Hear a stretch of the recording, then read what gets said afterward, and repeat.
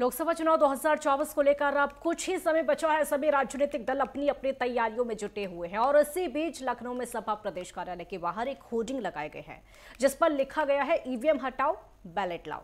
तो वहीं बीजेपी ने इसको विपक्षी दलों का ढकोसला बताया है।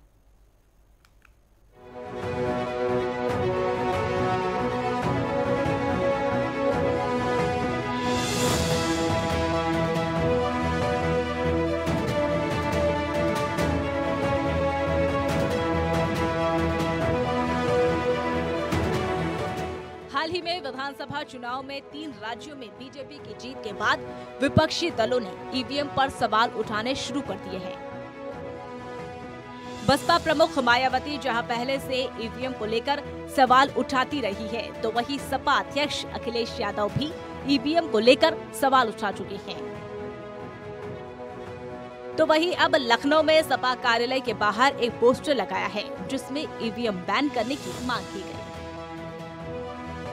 हम इस समय मौजूद है समाजवादी पार्टी के प्रदेश कार्यालय के बाहर, जहां पर एक पोस्टर लगाया गया है ईवीएम हटाओ और बैलेट लाओ। आप देख सकते हैं कि आशुतोष सिंह है, पूर्व प्रदेश सचिव समाजवादी पार्टी युवजन सभा के, जिन्होंने ये पोस्टर लगाया है। ये पोस्टर समाजवादी पार्टी के ठीक कार्यालय के बाहर लगाया गया है। समाजवादी पार्टी का कहना है कि दुनिया के कई विकसित देशों में ईवीएम बैन है, लेकिन भारत जैसे लोकतांत्रिक देश में भी सभी चुनाव ईवीएम के माध्यम से होते हैं। ईवीएम पर पूरा देश सवाल कर रहा है, क्योंकि पिछले राज्यों के चुनाव परिणाम जो आए उसमें जमीनी हकीकत अलग थी, जनता कुछ अलग कह रही थी, और उसके बाद ईवीएम में जो परिणाम आ रहे हैं वो कुछ अलग है। जनता को अब ये लग रहा है कि वो सिर्फ ईवीएम को वोट दे रही है, ईवीएम किसे वोट दे रहा है ये पता नहीं चल रहा है।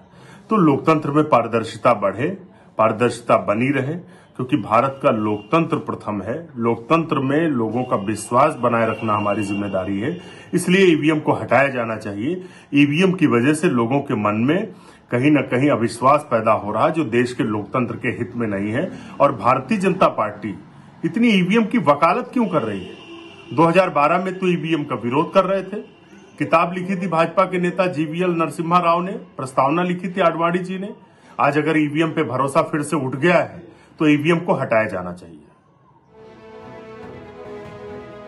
हाल ही में छत्तीसगढ़ में हुए विधानसभा चुनाव के बाद वहां के पूर्व सीएम भूपेश बघेल ने भी ईवीएम पर सवाल उठाए थे। तो वहीं यूपी कांग्रेस के प्रदेश प्रवक्ता अंशु अवस्थी ने कहा कि ईवीएम पर चिंतन करने की जरूरत है। ईवीएम को लेकर जो बैनर लगाया गया है, सवाल ये नहीं है कि ईवीएम खराब है या ईवीएम में दोष है। सवाल यह है कि जर्मनी जैसा देश जो टेक्नोलॉजी में और हर चीज में आगे है, वो अपने यहाँ क्यों इसका इस्तेमाल नहीं कर रहा है। ये सोचने की चीज है। अमेरिका जैसे इतना बड़ा देश जिसने ईवीएम को बैन कर रखा है, नीदरलैंड जैसा देश जो ईवीएम पर बैन कर रखा है, इंग्लैंड फ्रांस में तो इसका इस्तेमाल ही नहीं किया है। तो भारत जैसे इतने बड़े देश में इसका इस्तेमाल क्यों हो रहा है? सोचने वाली बात है। ये एक तरीके से विश्वास की बात है।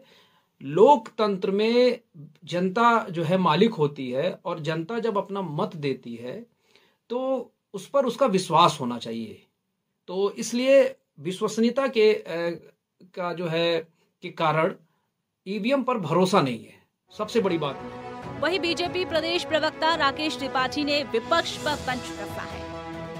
विपक्ष अपनी जातिवादी मजहबी रणनीति को छोड़ने को तैयार नहीं है, परिणामों से सबक सीखने को तैयार नहीं है, परिणामों की समीक्षा करने को तैयार नहीं है कि परिणाम से पहले परिश्रम क्यों नहीं किया, क्यों जाति और मजहब के सहारे बैठे रहे। जब परिणाम में पराजय हाथ आती है तो किसी न किसी पर ठीकरा फोड़ना है। तो निर्जीव ईवीएम ही सही, ईवीएम अपना बचाव नहीं कर सकती है, तो इसलिए ईवीएम पर ठीकरा फोड़ने का प्रयास कर रहे हैं। सच ये है कि विपक्ष जनता से पूरी तरह से कटा हुआ है और इसीलिए अपनी पराजय से सबक लेने की बजाय ईवीएम पर ठीकरा फोड़ रहा है। लेकिन ये खिसियाया विपक्ष ईवीएम नोचने से काम नहीं चलेगा। आपको जनता के साथ, उनकी संवेदनाओं के साथ, उनके मुद्दों के साथ जुड़ना पड़ेगा। 5 राज्यों में चुनाव के नतीजे आने के बाद चुनाव की प्रक्रिया पर विपक्ष अभी भी सवाल उठा रहा है। एक तरफ जहां कांग्रेस अब बैकफुट पर है, तो वहीं विपक्ष की दूसरी पार्टियों के नेता अब फिर से चुनाव प्रक्रिया, खासकर ईवीएम पर सवाल उठा रहे हैं।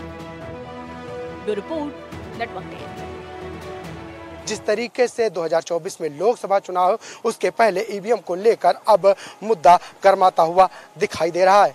कैमरामैन दिलीप के साथ में लाल चांद, नेटवर्क 10, लखनऊ।